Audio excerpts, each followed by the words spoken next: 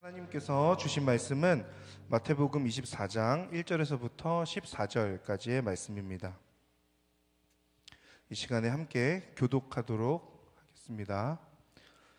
예수께서 성전에서 나와 걸어가시는데 제자들이 다가와 성전 건물을 가리켜 보였습니다. 예수께서 물으셨습니다. 너희는 이 모든 것이 보이지 않느냐? 내가 진실로 너희에게 말한다. 여기에 있는 돌 하나라도 돌 위에 남지 않고 다 무너져 내릴 것이다. 예수께서 올리브산에 앉아 계시는데 제자들이 조용히 다가와 말했습니다. 언제 그런 일이 일어나겠습니까? 선생님께서 다시 오시는 때와 세상 끝날에 어떤 징조가 있겠습니까? 우리에게 말씀해 주십시오. 예수께서 대답하셨습니다. 어느 누구에게도 현혹되지 않도록 조심하라.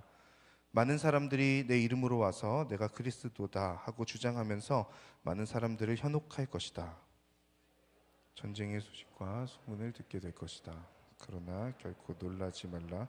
이런 일이 반드시 일어나야 하겠지만 아직 끝이 온 것은 아니다. 민족과 민족이 서로 대항해 일어나고 나라와 나라가 서로 대항해 일어날 것이다. 곳곳에서 기근과 지진이 생길 것이다.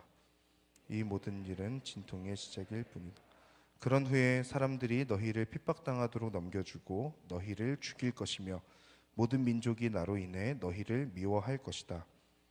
그때 많은 사람들이 시험을 당하고 서로 넘겨주며 미워할 것이다. 또 가짜 예언자들이 많이 나타나 많은 사람들을 현혹하겠고 불법이 더욱 많아져 많은 사람들의 사랑이 식어갈 것이다. 그러나 끝까지 굳게 서 있는 사람은 구원을 얻을 것이다. 그리고 이 하늘나라 복음이 온 세상에 전파돼 모든 민족들에게 증거될 것이다. 그때서야 끝이 올 것이다. 아멘. 이 시간 최성민 목사님 나오셔서 진리의 영점 조준이라는 제목으로 말씀 전해주시겠습니다. 네, 안녕하세요. 네, 오늘도 예배하게 하신 하나님께 우리 감사와 영광의 박수 먼저 드리겠습니다. 감사합니다. 우리 옆 사람에게 이렇게 인사하겠습니다. 성령 충만할지어다. 네, 한 번 더 인사할 때 기도 응답 받을지어다. 이렇게 인사할까요? 네. 아멘. 오늘 기도하고 성령 충만함을 얻고 가는 시간 되기를 소망합니다. 네, 제가 기도하고 말씀 나누겠습니다. 사랑하는 주님, 이 시간 하나님의 말씀을 함께 나누려고 합니다. 이 말씀 가운데 하나님의 음성만 선포되게 하시고 그 음성 가운데 깨닫고 깨달은 대로 살아갈 수 있는 용기를 허락하여 주시옵소서. 사랑하는 예수님의 이름으로 기도합니다. 아멘.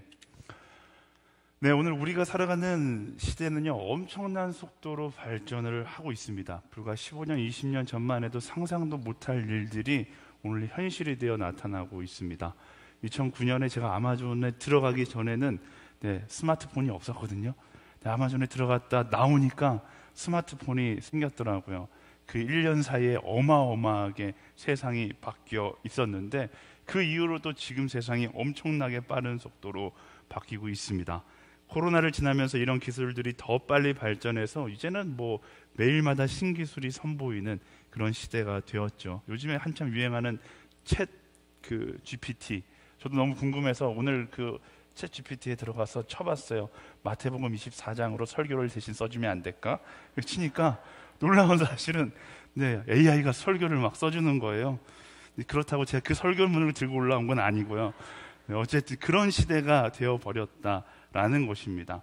그런데요, 아무리 이렇게 기술이 발전하고 빨리 시대가 발전하고 있다 할지라도, 그리고 점점 좋은 세상이 된다 할지라도 우리가 중요한 진실 한 가지는 절대로 잊어버려서는 안 되는 것입니다. 그 진실이 무엇인가? 아무리 살기 좋아지고 빠른 발전이 있다 할지라도 그것과 상관없이 마지막은 동일하게 찾아온다라는 것입니다. 우리가 외국 여행 갈 때 비즈니스석을 타고 가든 이코노미석을 타고 가든 가는 과정 가운데 누구는 편하게 가고 누구는 힘들게 가겠지만 똑같은 결론은 결국 목적지에 도착한다라는 거잖아요. 이 시대도 마찬가지입니다. 우리가 화려한 문명 속에 살든 문명이 없는 시대 가운데 살든 결론은 동일하게 마지막은 찾아온다라는 것입니다. 이런 시대의 화려함에 눈이 멀어서 이 시대가 유한하다는 것을 잊어서는 안 된다라는 것이죠. 이런 시대의 기술들이 영혼을 만들어낼 수는 없습니다. 아무리 화려하다 해도 마지막이 찾아오는 것, 인생의 마지막이 찾아오고 이 세대의 마지막이 찾아오는 것은 막을 수가 없는 것입니다. 우리가 그 진실을 외면한 채 그 화려함만 바라보고 오늘이 영원할 것 같은, 오늘이 평안함이, 오늘이 문명이 영원할 거라는 착각을 가지고 나아간다라면 결국 우리는 어리석은 최후를 맞이할 수밖에 없는 것이죠. 우리는 오늘의 화려함을 따라 더 화려함을 추구하며 살아가는 사람이 아니라 마지막 이후에 영원한 소망을 바라보며 살아가는 사람이 되어야 한다라는 말씀의 가르침을 기억해야 하는 것입니다. 우리가 이 세상을 어떻게 살아갈 것인가, 얼마나 화려하게 살아갈 것인가 보다 더 중요한 것, 우리 주제처럼 영적 조준, 우리의 인생이 무엇을 향해 가고 있는가, 영원한 소망을 향해 가고 있는가를 날마다 점검하고 그 방향을 향해 나아갈 수 있어야 한다라는 것이죠. 아무리 좋은 활을 가지고 아무리 좋은 실력을 가졌다 할지라도 그 목표가 아니라 반대쪽에 활을 쏜다라면 아무런 의미가 없듯이, 우리가 아무리 화려한 시대 가운데 산다 할지라도 하나님께서 말씀하신 그 올바른 방향으로 나아가지 않는다라면 어리석은 인생을 살아가게 된다라는 것입니다. 오늘 말씀해 보면요, 예수님과 제자들이 나옵니다. 제자들이 화려한 굉장히 웅장한 예루살렘 성전을 지나가다가 그 예루살렘의 성을 보고서 감탄하고 놀라는 장면이 나옵니다. 그러자 그런 제자들을 향해서 예수님께서 이것보다 더 중요한 것을, 이 화려함보다 더 중요한 것을 너희가 바라볼 수 있어야 한다라고 말씀하시죠. 오늘 1절과 2절 말씀 함께 읽어보겠습니다. 1절과 2절 시작. 예수께서 성전에서 나와 걸어가시는데 제자들이 다가와 성전 건물을 가리켜 보였습니다. 예수께서 물으셨습니다. 너희는 이 모든 것이 보이지 않느냐? 내가 진실로 너희에게 말한다. 여기에 있는 돌 하나라도 돌 위에 남지 않고 다 무너져 내릴 것이다. 아멘. 그 예루살렘 성을 바라보면서 감탄하고 있는 제자들을 향해서 예수님께서 오히려 너희가 보지 못하는 것이 있다라고 이야기합니다.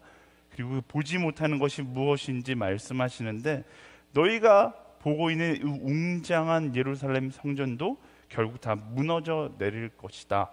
그 무너져 내릴 마지막을 보지 못한다라고 이야기하고 있는 것이죠. 예수님께서 말씀하시는 이 무너짐의 의미는 두 가지의 의미를 갖고 있는데요. 첫 번째는 정말 그대로 예루살렘 성전이 무너져 내릴 것을 예언하고 계시는 것입니다. AD 70년경에 로마에 의해서 이 예루살렘 성전이 완전히 무너지게 되죠. 두 번째 의미는 마지막 종말의 때가 찾아올 것이다 라고 이야기하는 것입니다. 오늘 너희 눈에는 화려해 보이고 웅장해 보인다 할지라도 결국 마지막 날 종말의 때 예수님께서 다시 이 땅에 오실 때에는 다 무너져 내릴 것이다 라고 말씀하고 계시는 것이죠. 예수님께서 제자들에게 이야기하고 싶은 메인 포인트는 이런 눈에 보이는 것에 취해서 가장 중요한 사실, 마지막 때가 올 것이다 라는 사실을 잊지 말라고 경고하고 계시는 것입니다. 계속해서 반복하고 있지만 마지막을 기억하지 못한 채 오늘의 화려함에 취해 살아가는 어리석은 삶을 살아가지 말라. 제목 그대로 진리의 0점 조준을 정확하게 한 하루하루를 살아가라라고 말씀 가운데서 이야기하고 있는 것이죠. 3절에서 6절까지의 말씀 함께 읽어보겠습니다. 시작. 예수께서 올리브 산에 앉아 계시는데 제자들이 조용히 다가와 말했습니다. 언제 그런 일이 일어나겠습니까? 선생님께서 다시 오시는 때와 세상 끝날에 어떤 징조가 있겠습니까? 우리에게 말씀해 주십시오. 예수께서 대답하셨습니다. 어느 누구에게도 현혹되지 않도록 조심하라. 많은 사람들이 내 이름으로 와서 내가 그리스도다 하고 주장하면서 많은 사람들이 현혹할 것이다. 너희가 전쟁의 소식과 소문을 듣게 될 것이다. 그러나 결코 놀라지 말라. 이런 일이 반드시 일어나야 하겠지만 아직 끝이 온 것은 아니다. 아멘. 예수님의 이야기를 들은 제자들이 그 마지막 때에 대해서 예수님께 묻습니다. 그리고 예수님께서 그 마지막 때에 나타날 징조에 대해서 아주 자세하게 설명을 해주고 계시죠.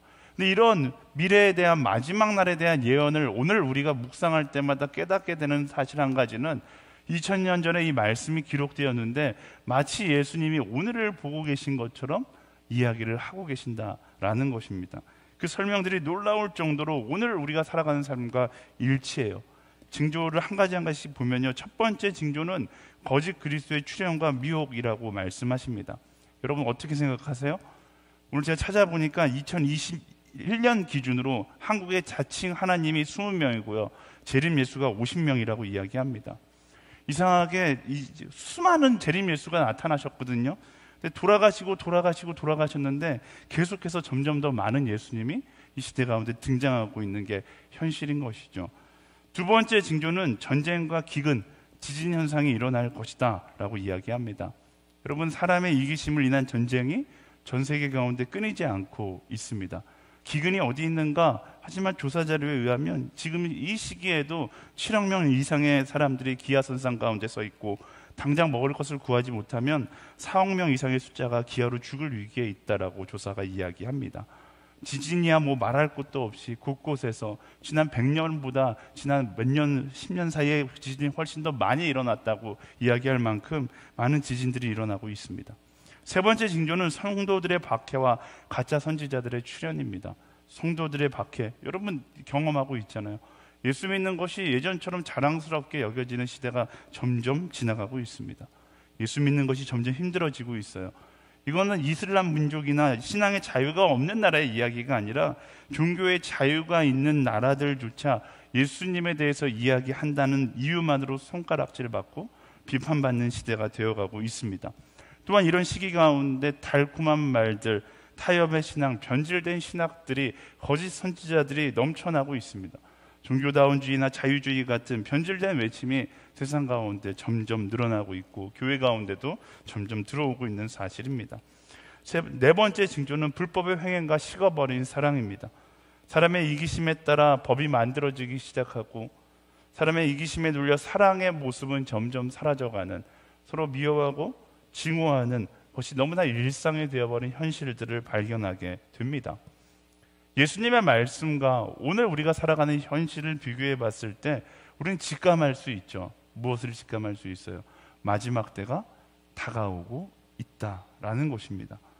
시대의 화려함에 속아서 좋은 게 좋은 것처럼 여겨져서 시대의 화려함만 바라보고 살아가다가 이 마지막 시대가 다가오고 있다는 사실조차 알지 못한 채 살아간다면 우리는 결국 어리석은 마지막을 맞이할 수밖에 없는 거예요. 말씀이 여기서만 이야기하는 것이 아닙니다. 성경 곳곳에서 마지막 때를 이야기하고 있는데 그 마지막 때가 오늘의 모습과 너무나 동일합니다. SNS 공동체에 이 말씀을 읽었었는데요. 디모데후서 3장 1절에서 5절 말씀, 이 말씀도 마찬가지예요. 한번 읽어보도록 하겠습니다. 시작.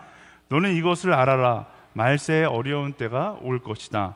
사람들은 자기를 사랑하고 돈을 사랑하고 잘난 척하고 교만하고 하나님을 모독하고 부모에게 순종하지 않고 감사할 줄 모르고 거룩하지 않고 무정하고 화해하지 않고 남을 헐뜯고 무절제하고 난폭하고 선한 것을 좋아하지 않고 배반하고 무모하고 자만하고 하나님을 사랑하기보다 쾌락을 더 사랑하고 경건의 모양은 있으나 경건의 능력은 인정하지 않게 될 것이다. 너는 이런 사람들을 멀리하여라. 아멘. 너무나 정확하게 오늘의 모습을 이야기하고 있지 않습니까? 말씀을 기초로 오늘을 바라볼 때 곳곳에서 오늘 우리가 마지막 시대를 살아가고 있다는 것을 분명하게 경고하고 있습니다. 근데 우리가 이런 다급한 마음을 얼마나 가지고 살아가고 있는지 스스로에게 물어봐야 하는 거예요. 나는 정말로 마지막 시대를 살아간다라는 그 참된 신앙인의 마음을 가지고 살아가는가? 아니면 세상의 화려함에 취해서 오늘도 나도 모르게 쾌락을 쫓아 세상을 따라 세상의 흐름을 따라 살아가고 있는 것은 아닌가? 날마다 자기를 반성해 볼 수 있어야 하는 것입니다. 하나님을 믿는다는 사람들도 시대의 화려함과 오늘의 즐거움에 빠져서 마지막 시대를 살아가고 있다는 그 긴장감을 잃어버린 채 오늘이 영원할 것이라고 착각하고 살아가는 경우가 너무나 많다라는 것이죠. 예수님께서 오늘 우리를 향해서 이런 화려함에 취해 있는 그리스도인들을 향해서 뭐라고 말씀하실까? 한번 따라해 보시겠어요? 시대를 분별하여 말씀의 편에 서라. 예수님께서 시대를 분별하고 말씀의 편에 서서 마지막 시대를 살아갈 수 있어야 한다라고 말씀하시는 것이죠. 사랑하는 여러분, 시대의 아름다움에, 시대의 빠른 발전의 속도에 취해 있어서는 안 됩니다. 사단에게, 그 사단의 속임수에 우리의 마음을 빼앗겨서는 안 된다라는 거예요. 시대가 마지막을 향해 달려가면 달려갈수록 우리는 말씀을 분명한 기준으로 삼고 더욱더 그 말씀의 편에 설 수 있어야 하는 것입니다. 좋은 게 좋은 거가 아닙니다. 좋은 게 좋은 거다라고 생각하는 그 순간 사단은 우리의 눈을 가리고 우리로 하여금 세상의 쾌락과 세상의 흐름을 따라 살아가게 만드는 거예요. 시대의 화려함과 문명의 화려함으로 우리의 영적 분별력을 흐리게 하여서 우리는 하나님께 성령에 취해서 살아가야 하는데 세상에 취해서 살아가게 만드는 것, 그게 바로 사단의 전략이다라는 사실입니다. 그저 세상이 좋다고, 그저 세상의 쾌락 문화가 좋다고, 세상의 문명이 좋다고 그것을 쫓아 살아가다가 결국 어느 순간 하나님께서 원하시는 길이 아니라 세상이 이야기하는 길, 영점 조준이 잘못된 인생을 살아갈 수 있다라는 것이죠. 이것도 주일 예배 때 나눴었는데 라스베가스에 가보면 호텔에 없는 것이 3가지 있다고 합니다. 뭐가 없냐면 시계가 없고 거울이 없고 창문이 없대요. 시계는 시간 가는 줄 모르고 게임에만 열중하라고 없는 것이고, 거울은 게임에 미쳐서 열심히 게임만 하다가 얼굴이 새빨개진 자신의 모습, 초라한 자신의 모습을 보지 말라고 없는 것이고, 창문은 세상과 가족은 있고 오직 게임에만 열중하라고 없는 것이다 라고 이야기합니다. 제가 창조과학 탐사할 때 라스베가스에 가서 하룻밤 묵었던 적이 있어요. 좀 이상하지 않습니까? 창조과학 탐사를 갔는데 라스베가스에 카지노가 딸린 호텔에서 잔다. 왜 그럴까요? 이 호텔이 너무나 싸기 때문에 그래요. 너무나 좋아요. 가성비로 치면 전 세계에서 제일 좋을 만큼 저렴하고 맛있는 음료수도 공짜고 너무나 좋습니다. 근데 그 안에 들어가 보면 수많은 사람들이 그 평안함 가운데 오직 도박만을 바라보고서 그 도박에 취해서 살아가는 것을 볼 수 있는 것이죠. 사단이 우리를 혼미하게 만드는 것도 마찬가지다라는 것입니다. 우리에게 말씀을 보지 못하게 만들고 진리를 보지 못하게 만들고 세상의 쾌락과 문명과 세상의 이기적인 모든 것들에게 취하게 해서 우리가 하나님을 보지 못하게 하는 것, 우리가 진짜 바라봐야 되는 영적 조준, 그 진리를 바라보지 못하게 만드는 것이 사단의 전략이다라는 것입니다. 그래서 사단이 우리에게 말씀을 보지 못하게 만들고 기도를 하지 못하게 만들고 사랑을 보지 못하게 만드는 거예요. 그렇게 세상에 취해서 세상에 원하는 대로 살아가게 만드는 것, 그게 사단이 우리에게 원하는 모습이다라는 것입니다.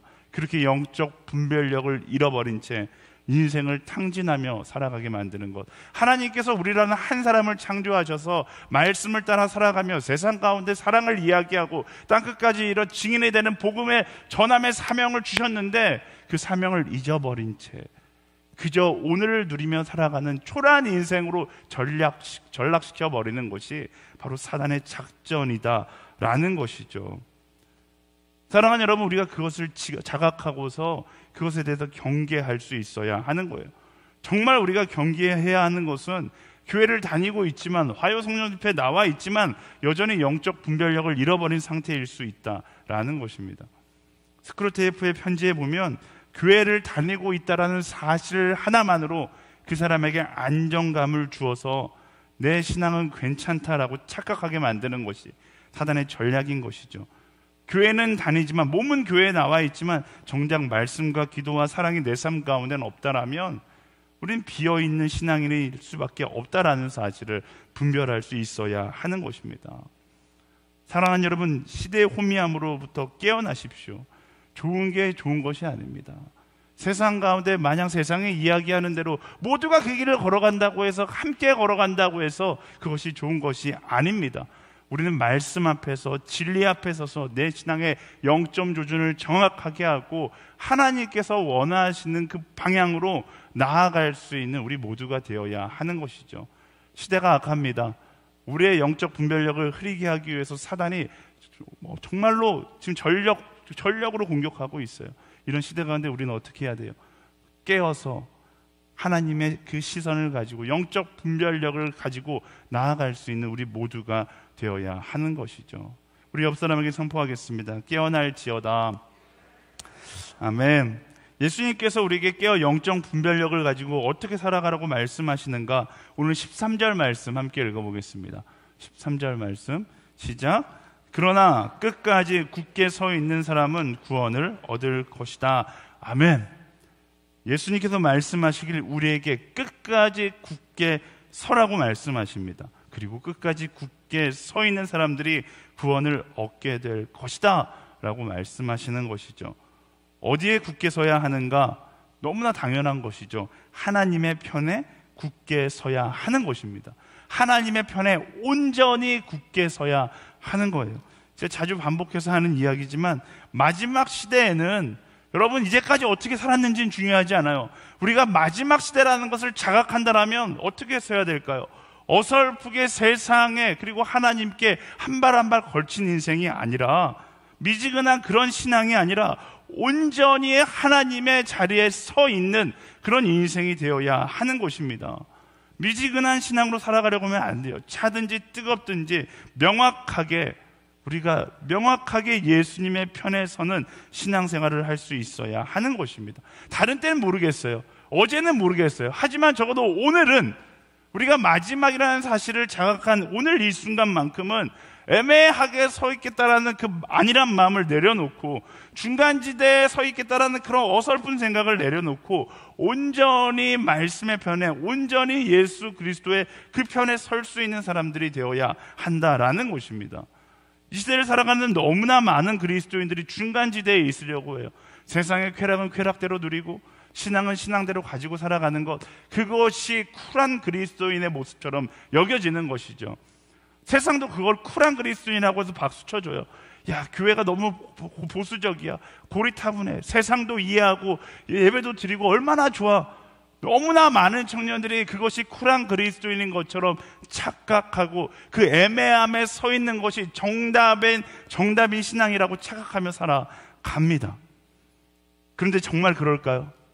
정말 그럴까요? 저는 본인은 알 거라고 생각해요.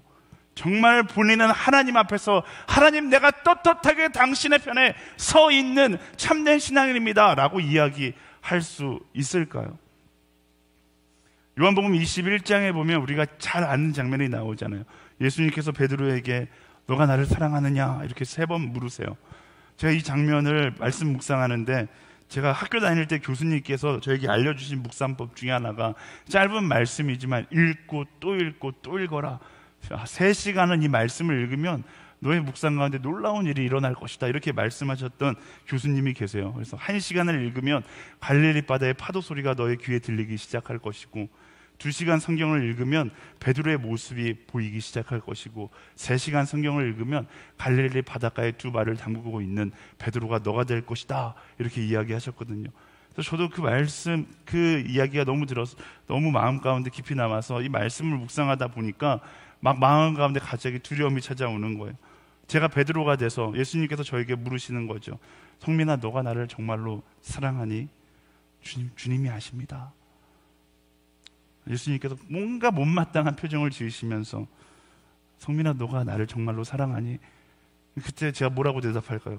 목사님, 사랑하니까 제가 교회도 나가고 목사도 되고 아마존에도 다녀왔고. 제가 이렇게 대답했는데 예수님이 저의 대답에 만족하지 않는 거예요. 성민아, 너가 나를 정말로 사랑하니? 제 마음 가운데 무슨 말을 해야 될까? 설교도 하고요, 봉사도 열심히 하고요. 근데 예수님의 표정은 여전히 만족하지 못한 채 너가 나를 정말로 사랑하니? 물으시는 거예요. 여러분이라면 어떻겠습니까? 오늘 여러분에게 예수님께서 찾아오셔서 야, 너가 나를 정말로 믿니? 너 진짜 신앙을 가지고 있니? 나를 위해 죽는다고 말은 하던데 진짜 자신이 있어? 너가 나 정말로 사랑하니? 라는 그 질문에 뭐라고 대답하실 수 있겠습니까? 사랑하는 여러분, 베드로가 답했던 것처럼 주께서 모든 것을 아십니다. 누가 이렇게 말할 수 있는 거예요? 애매한 신앙, 어설픈 신앙, 차든지 뜨겁든지 미지근한 신앙 아니잖아요. 온전히 예수님의 편에 선 사람만이 그렇게 답할 수 있는 것입니다. 우린 마지막 시대를 살아간다니까요. 베드로는 어떻게 시간적 개념으로 판단할 수 없지만 어쨌든 2000년 전의 사람이에요. 2000년 전의 사람도 마지막이라는 그 신앙의 관념을 가지고서 예수님 앞에서 뜨겁게 온전히 사랑을 했어요. 근데 우린 진짜 마지막 시대를 살아간다라고 말씀 가운데 보고 있는 사람으로서 어떤 믿음을 가지고 살아가야 하는가? 적어도 불가능할 수는 있겠지만 적어도 이 베드로보다 더 온전한 사랑을 하기 위해서 몸부림치는 그런 신앙을 가지고 살아가야 되지 않겠습니까? 사랑하는 여러분, 우리는 핑계가 필요 없는 그리스도인이 될 수 있어야 하는 것입니다. 예수님의 사랑에 대해서, 내 믿음에 대해서 핑계가 필요한 것이 아니라, 설명이 필요한 것이 아니라 내 삶 자체가 예수님을 사랑하는 삶이라는 것을 증거할 수 있는 그런 인생이 되어야 하는 것이죠. 구구절절 예수님 앞에서 너가 나를 사랑하느냐, 그 질문 앞에 너가 나를 진짜로 믿느냐, 너가 온전한 믿음을 가지고 살아가고 있느냐, 그 질문 앞에 구구절절 제가 세상의 쾌락을 가지고 살았지만 예수님 잊지 않고 있었던 거 모르셨습니까? 제가 그래도 하루에 3끼 밥 먹을 때마다 기도했던 거 모르고 계십니까? 제가 화요 성령 집회 나와서 앉아 있었던 거 모르고 계시지 않습니까?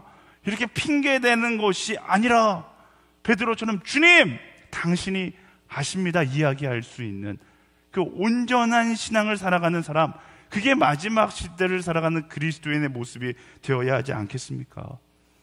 사랑하는 여러분, 마지막 시대에는 더욱더 말이 필요하지 않는 명확한 그리스도인으로 살아갈 수 있어야 하는 것입니다. 우리 옆 사람에게 선포하겠습니다. 명확한 그리스도인으로 살아갈지어다. 아멘. 정말 아쉬운 것은 시대는 마지막을 향해 가고 있는데 이 시대 교회 청년들의 신앙은 오히려 역행하고 있을 때가 더 많다라는 것이죠. 마지막 시대이기 때문에 이 성경 역사의 그 어떤 순간보다 우리는 그 어떤 믿음의 선배보다 더 명확한 신앙의 고백을 가지고 살아갈 수 있어야 하는데, 이상하게 우리의 신앙은 점점 더 희미해질 때가 많이 있다라는 거예요. 신앙의 정석을 선택하는 것이 아니라 오히려 요령과 효율적인 신앙을 갖기를 원하고, 사람들은 들어야 할 말씀을 사모하기보다 듣기 좋은 말씀들을 찾아 여행 다니고, 점점 더 기도의 자리를 찾기보다 기도의 자리는 점점 더 비어져 가고 있습니다. 사랑하는 데 내 인생을 걸기보다 사랑받는 데 집중하는 데 살아가는 세대가 되고 있는 것이죠. 여러분 생각해 보세요. 새벽 예배, 금요 철야, 상기도, 금식기도, 작정기도, 서원기도 오늘의 이야기인가요? 10년 전 교회 문화의 이야기예요. 교회의 유물이 되어버린 용어들이죠.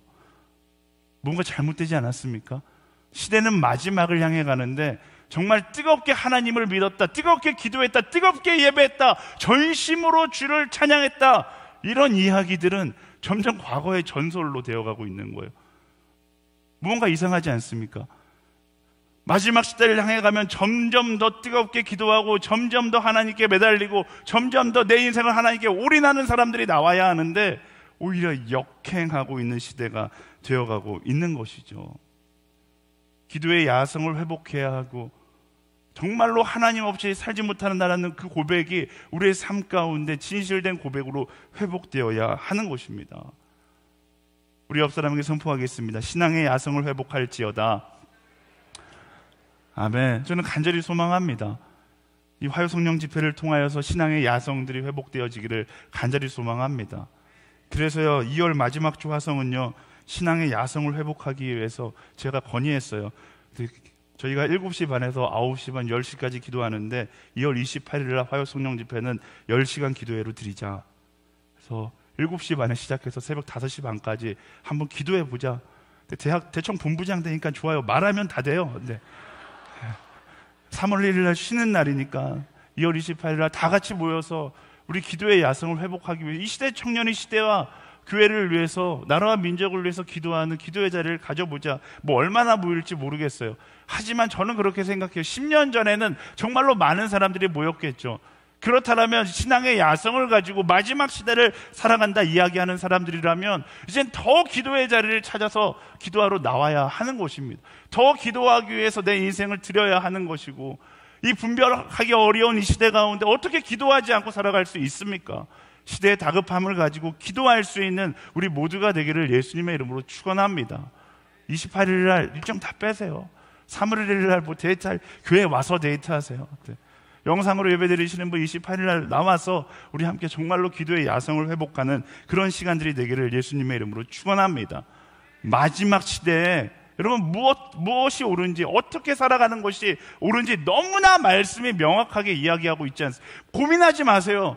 말씀이 이야기하는 대로 판단하면 되는 거예요. 마지막 시대를 향해 가는데 어설프게 기도할 겁니까? 내일 주님 오신다고 생각해 보세요. 여러분 어떻게 기도할까요? 목숨 걸고 기도하겠죠. 오히려 여기서 기도하다가 내일이 오기 전에 기도하다 죽는 게 내 인생의 목표가 될 정도로 뜨겁게 기도할 겁니다. 그게 마지막 시대를 살아가는 그리스도인의 모습이어야 하는 것이 너무나 당연한 거예요.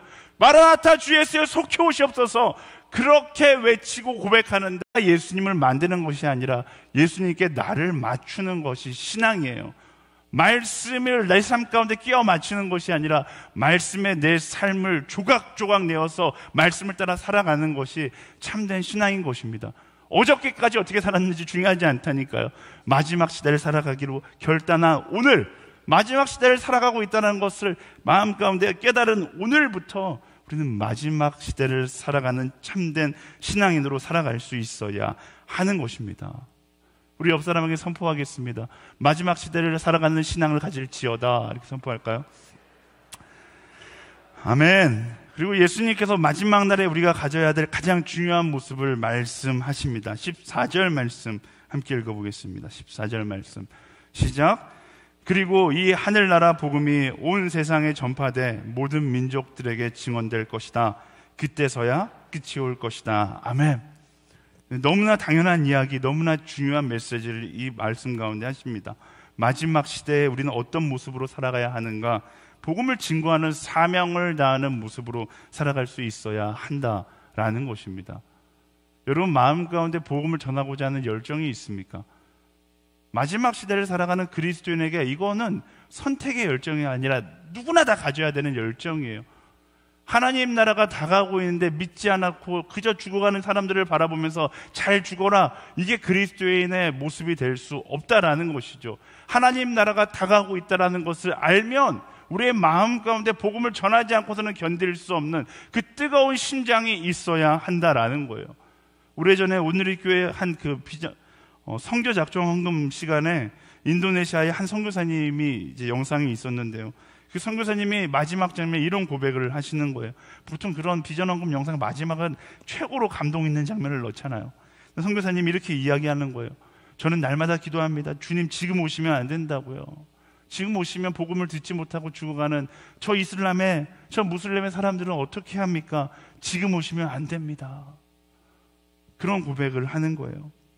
저는 그런 고백이 마지막을 살아가는, 마지막 시대를 살아가는 그리스도인의 참된 모습이다라는 생각을 해봅니다. 마지막 시대에 복음을 전하고자 하는 열정과 하나님을 알지 못한 채 세상에 취해 살아가는 사람들을 바라보며 느끼는 안타까움이 없다라면 과연 우리가 참된 신앙을 가졌다라고 이야기할 수 있을까요? 선교의 열정은 어떤 소수에게 주어지는 것이 아니라 말씀은 뭐라고 이야기합니까? 마지막 시대를 살아가는 모든 그리스도인들이 품어야 하는 것이다 라고 이야기하고 있습니다. 그리고 그 참된 신앙의 모습으로 살아갈 수 있는 방법에 대해서 말씀은 이렇게 이야기해요. 우리가 잘 알고 있는 말씀, 사도행전 1장 8절 말씀이죠. 다 같이 오랜만에 읽어보겠습니다. 시작. 그러나 성령께서 너희에게 오시면 너희가 권능을 받고 예루살렘과 온 유대와 사마리아와 땅끝까지 이르러 내 증인이 되릴 것이다. 아멘. 성령의 충만함을 입을 때 우리는 전하지 않고 견딜 수 없는 증인으로 살아가게 될 것이다 라고 이야기하고 있는 것이죠. 예수님은 마지막 시대에 우리가 성령의 충만함을 입은 자로 살아갈 것을 명령하고 계시는 것입니다. 그리고 그 성령의 충만함을 입을 때 우리의 삶 가운데 놀라운 변화가 일어나기 시작해요.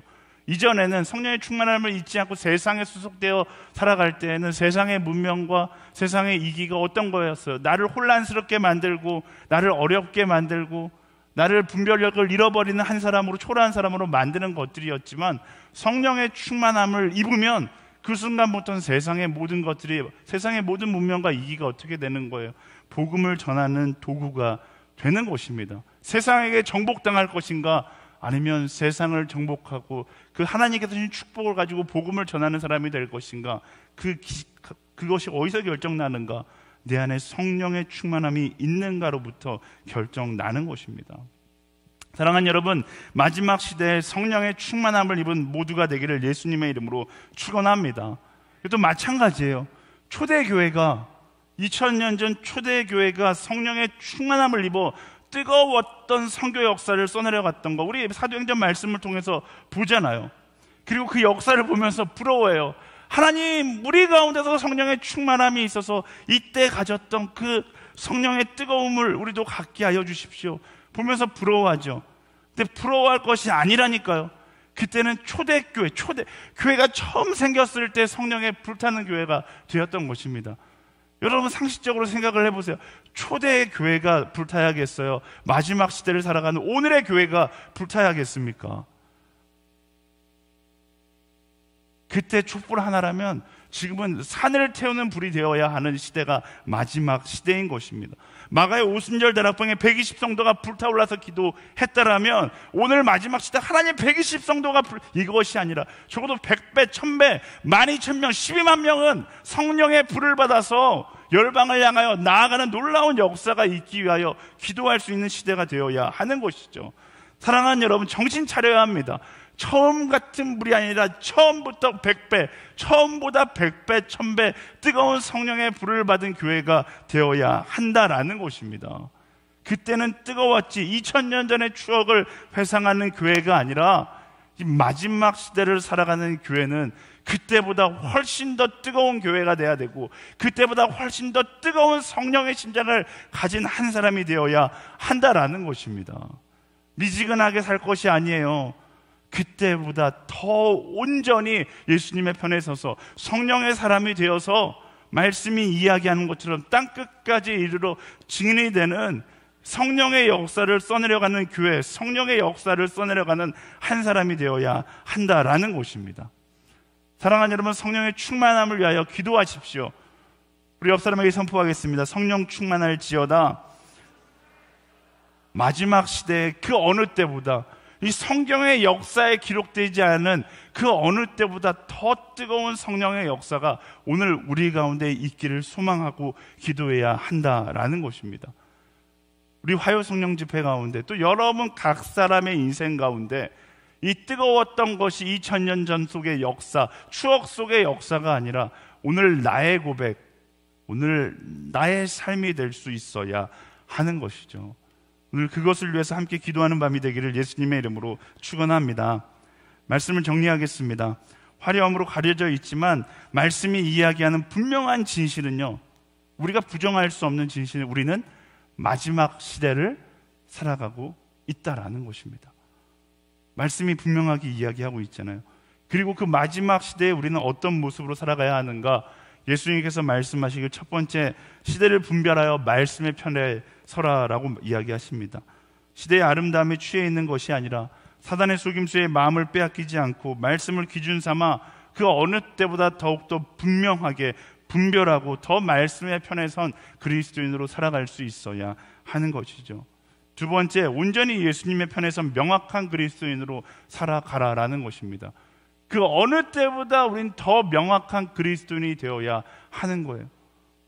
어떻게 하면 예수님을 설득할 수 있을까? 이런 쓸데없는 고민 내려놓고요. 어떻게 하면 예수님 마음에 더 합한 자가 될 수 있을까? 어떻게 하면 like Jesus, 더 예수님 같은 삶을 살아갈 수 있을까? 내 삶 가운데 예수님께서 던지는 퀘스천 마크들은 다 쥐어나가면서 온전한 그리스도인으로 살아갈 수 있어야 하는 것이죠. 명확한 그리스도로 살아갈 수 있는 마지막 시대의 신앙인이 되기를 예수님의 이름으로 축원합니다. 세 번째, 성령의 충만함을 입어 사명을 다하는 사람이 되라고 이야기합니다. 마지막 시대에 세상에 취하여 사명을 잃어버린 사람들이 되어서는 절대로 안 됩니다. 여러분, 마지막 시대를 살아가는 사람들이잖아요. 우리가 어떻게 살아가야겠어요? 성령의 충만함을 입어서 사명을 다하는 인생이 되어야 하는 것이죠. 2000년 전 초대교회보다 더 뜨거운 교회가 왜 못 됩니까? 마지막 시대인데. 2000년 전 자신을 들여서 성교의 모든 것을 드렸던 신앙인들보다 우리가 못할 것이 무엇입니까? 우리는 2000년이라는 시간을 기다려갖고 마지막 시대를 살아가는 그리스도인들인데요. 사랑하는 여러분, 마지막 시대를 살아간다는 것을 기억하십시오. 우리 날마다 성령의 충만함을 구하며 날마다 말씀을 따라 온전한 그리스도인의 자리에 서서 복음을 이야기할 수 있는 우리 모두가 되기를 예수님의 이름으로 축원합니다. 마지막 시대에 우리를 깨닫게 하시는 하나님께 우리 감사와 영광의 박수 함께 드리도록 하겠습니다. 네, 우리 다 같이 자리에서 일어나서 함께 찬양하며 나아갈 텐데 우리 찬양하고 기도할 겁니다. 네, 기도할 때 성령 하나님 초청하면서 성령 하나님 그 어느 때보다 뜨거운 성령의 사람이 되기를 소망합니다. 성령 하나님 내게 임해서 과거의 모든 습관과 나의 옳지 않은 신앙의 관념들 다 태워버리고 말씀이 이야기하는 온전한 명확한 그리스도인으로 살아가게 하여 주시옵소서. 우리 그 마음을 구하며 함께 찬양하고